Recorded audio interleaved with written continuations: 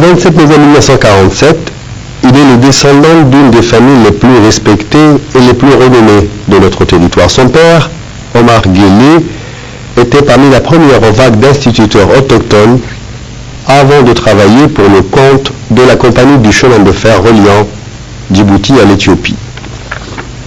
Ismaël Omar Guelleh est aussi le petit-fils de Guelleh Batal, une des grandes figures des notables djiboutiens qui co-signèrent le traité additif avec la France. Lors de la période de lutte pour l'indépendance du pays, Ismaël Omar Guelleh fait preuve d'un engagement très actif. Il s'investit dans la Ligue populaire africaine pour l'indépendance, la LPAI, présidée par Hassan Goulet Lapidol, premier président du pays, tentant de sensibiliser ses compatriotes aux bienfaits de l'indépendance. Ses fréquentes participations aux conférences internationales et l'expérience acquise lui ont permis d'être désigné comme membre de la délégation de la LPAI chargée de mener des négociations pour l'indépendance du pays. C'était à Paris en 1976. Le 27 juin 1977, date de la proclamation de l'indépendance, Ismaël Omar Guelleh est appelé aux côtés du président Hassan Goulet qui lui confie la lourde responsabilité de chef de cabinet à l'âge de 30 ans. Le jeune chef du cabinet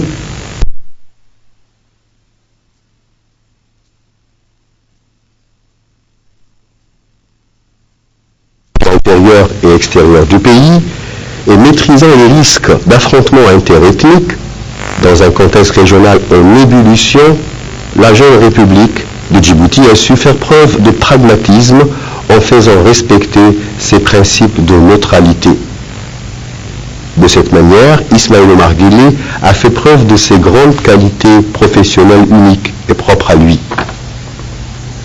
Militant du RPP depuis sa création le 4 mars 1979, puis président du comité central en 1981, il dirigera la commission culturelle du parti. En 1987, il intègre la plus haute instance politique de la formation et devient membre du bureau politique. Fort de ce succès politique et suite à la tempête qui secoua le parti en 1996, Ismaël Omar Guelleh accède au poste de 3e vice-président du bureau politique.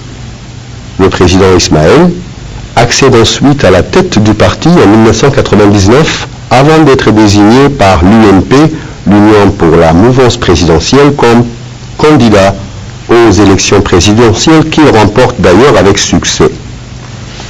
En matière de paix et d'égalité, Ismaël Omar Guelleh est tout d'abord un homme de cœur, sensible et attentif aux désirs du peuple. Lors de la signature des accords de paix entre le gouvernement et le FRUD en 1994, ses qualités politiciennes se sont montrées déterminantes dans le processus de négociation qui déboucha à la signature des accords de paix du 26 décembre 1994 qui mettent fin au conflit dans le nord du pays. Son dévouement, sa riche expérience, sa défense acharnée des intérêts du pays, son sens de l'humanité, de tolérance et son souci constant de servir l'État justifie d'ailleurs son ascension dans l'appareil politique. Autant de qualités qui le distinguent des autres candidats virtuels à la fonction présidentielle et le classe ainsi dans l'infime catégorie d'hommes politiques qui ne laissent indifférents ceux qui les approchent. Ismaël Omar Guelleh intervient aussi à plusieurs reprises pour le règlement de la crise somalienne. La conférence d'Arta en 2000 a permis de mettre en place un gouvernement provisoire dirigé par Abdulkassem Salat Hassan. Et 8 ans après, une autre conférence de réconciliation somalienne a été organisée toujours à Djibouti pour conclure la paix et la stabilité régionale. Parmi les objectifs prioritaires économiques gérés de manière sensible et correcte, on peut d'ailleurs citer la crise économique qui a ravagé le pays et le retard de salaire. Ismaël Omar Guelleh a trouvé les moyens de relever ces défis majeurs en initiant et en lançant de vastes projets novateurs et synonymes d'essor socio-économique sans précédent.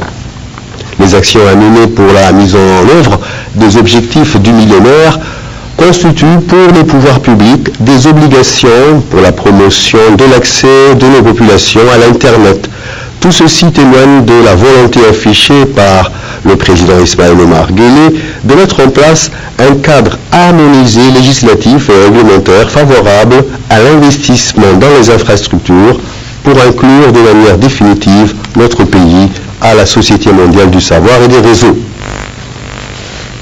L'éthique ouvre ainsi de grandes perspectives en Afrique.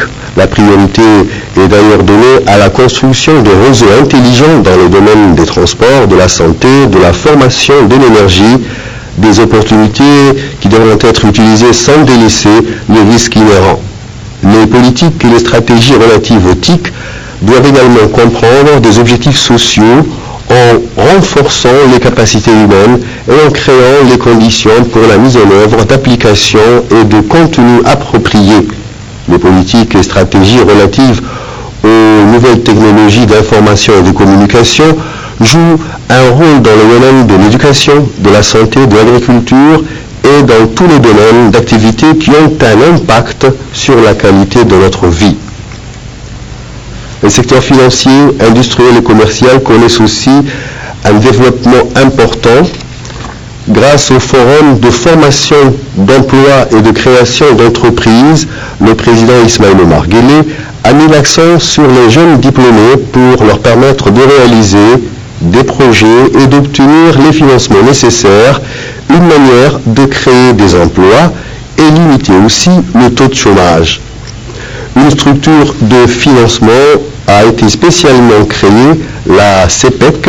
Cette caisse a été créée pour octroyer un crédit à toute personne désirant réaliser un projet. Le domaine de l'agriculture ne manque pas d'ailleurs au développement connu par notre pays. Des jeunes femmes agricultrices ont été formées en Inde et des terrains agropastoraux ont été distribués ainsi que l'octroi gratuit d'outils et de matériaux pour cultiver la terre.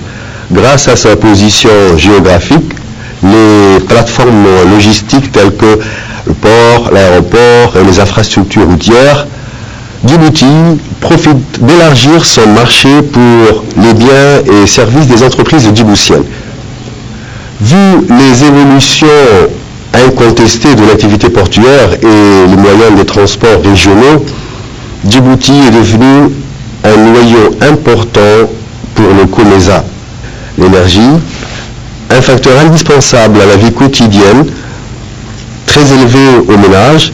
Alors pour résoudre ce problème, une exploitation de nos ressources naturelles telles que le solaire et la géothermie sont obligatoirement nécessaires. L'interconnexion avec l'Éthiopie deviendra une réalité qui va changer la vie des Djiboutiens. Évidemment, il faut également penser au logement pour tous. Avec un coût de construction de nouveaux logements très faible, les différentes couches de la population favorisent l'accès à la propriété et au logement. L'amélioration du statut de la femme est un des principes mis en exergue par le président de la République. De ce point de vue, la déclaration du président de la République lors de la célébration de la Journée internationale du 8 mars 2000 constitue une première dans la mesure où la problématique de l'intégration des femmes au développement n'est plus réduite à une question sociale touchant des populations sinistrées ou vulnérables, mais constitue un des axes prioritaires de la politique du gouvernement. Une politique basée sur une stratégie cohérente et sur des interventions concrètes. Elle vise à intégrer les femmes pour qu'elles puissent contribuer davantage aux efforts du développement du pays par une véritable mise à niveau dans le domaine prioritaire et répondre à 3 exigences: celle du développement, de la modernité et de l'équité sociale. Et ceci dans le respect de la promotion de nos valeurs religieuses et culturelles. Ainsi, un certain nombre de mesures ont été prises par le gouvernement pour avancer l'intégration de la femme dans le développement, parmi lesquelles il faut mentionner la création d'un ministère chargé spécialement de la promotion de la femme, du bien-être familial et des affaires sociales, dont les principaux défis sont l'élaboration d'un cadre d'application pour les lois en faveur des femmes et d'une législation résultante de l'harmonisation des 3 sources de droit modernes, charienne et coutumière, la réduction de l'analphabétisme et de l'ignorance des femmes, l'éradication de la pauvreté persistante dans la majorité de la population et plus particulièrement parmi les femmes, la lutte contre le poids des traditions et la pression sociale, la lutte également contre les MGF, néfastes à la santé physique et psychique de nos jeunes filles, l'augmentation des nombres de femmes occupant des postes de responsabilité. Chaque année, Son Excellence, M. Ismaël Omar Guelleh, à l'occasion de la Journée mondiale de la femme, attribue le grand prix du chef de l'État aux femmes les plus méritantes par les compétences que par l'originalité de leurs idées. La participation de la femme au pouvoir exécutif, administratif, politique et législatif est récente et résulte de la vision démocratique du président de la République. Ainsi, dès son arrivée au pouvoir, les femmes ont droit à des postes très élevés et à responsabilité. Elles sont ministres, conseillères, directrices, membres de l'Assemblée et même présidents des partis politiques. Des progrès significatifs ont été réalisés dans le domaine de l'éducation durant les 2 mandats du président Guelleh. Aucun élève n'a droit à l'exclusion avant l'âge de 16 ans. Avec les États généraux, c'est déjà une décision importante puisque les élèves ne doivent plus quitter l'école avant cet âge obligatoire. L'éducation pour tous, une décision qui autorise l'accès à l'école pour les enfants et encourage les jeunes filles à la scolarité, surtout dans les milieux ruraux. La suppression du concours d'entrée en 6e par une épreuve de passage appelée OTI a apporté aussi des changements.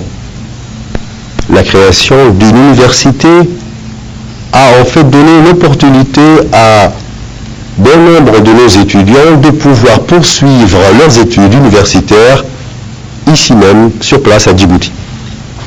De nombreux collèges et lycées se sont construits.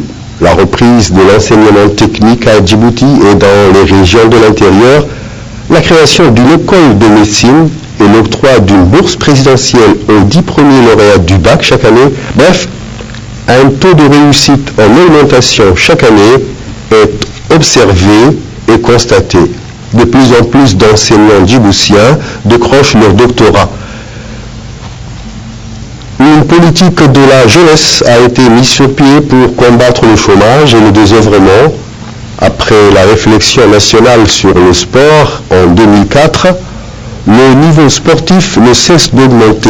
La création d'un Conseil national de la jeunesse a permis à de nombreux Djiboutiens de tenter et de choisir de nouvelles orientations. La création de centres de développement communautaire, véritables structures d'animation socio-culturelle, des procédures administratives qui encouragent l'émergence de nouvelles associations sportives. La réhabilitation de l'ancien stade municipal de Djibouti, l'installation d'un centre national technique, des réformes qui se poursuivent aussi dans les régions de l'intérieur, la construction d'un centre d'athlétisme d'Ali-Sabié, un institut national de formation sportive voit le jour récemment pour donner un nouvel élan au développement sportif dans notre pays.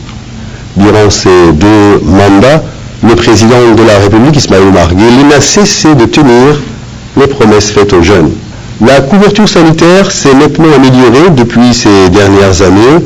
La réhabilitation des hôpitaux était l'axe prioritaire et l'équipement des laboratoires de santé, du centre de dialyse ont permis aux patients de se faire soigner sur place avec un tarif pas très cher. Un important projet de réforme qui a abouti à la création de centres de soins de proximité dans les quartiers de la ville. Les habitants des régions reculées ont bénéficié de leur côté de l'accès aux soins gratuits, comme la mise en place d'une équipe mobile dans les centres de soins communautaires. Le personnel médical a été également renforcé en ressources humaines, de nouvelles infirmières, des sages-femmes, d'infirmiers diplômés d'État et en qualification pour faire face aux besoins de la population ont été entrepris. La sensibilisation a été aussi au centre des activités de lutte contre les différentes maladies.